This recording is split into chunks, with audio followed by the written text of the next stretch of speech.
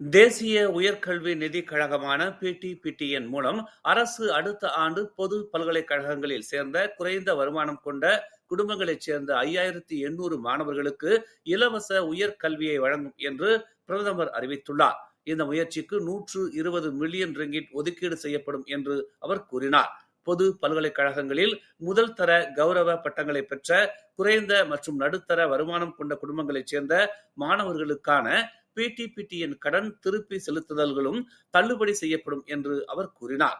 இதற்கிடையில் வெளிநாடுகளில் பணிபுரியும் மற்றும் நிதி ரீதியாக திறமையான ஆனால் கடன் திருப்பி செலுத்துவதை தொடர்ந்து புறக்கணிக்கும் கடனை வாங்குகிறவர்களுக்கு பயண கட்டுப்பாடுகள் விதிக்கப்படும் என்றும் அவர் தெரிவித்தார். மேலும் செய்திகளை தெரிந்து கொள்ள தமிழ் மலர் நாளிதழை பாருங்கள்.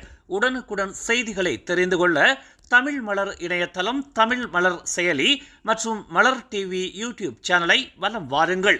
எங்களோடு இணைந்திருக்க மலர் டிவியை பதிவு செய்து கொள்ளுங்கள். உறவுகள் மகிழ்ந்திட விருப்பம் மற்றும் பகிர்வு சேவையை சொடுக்கிடுங்கள்.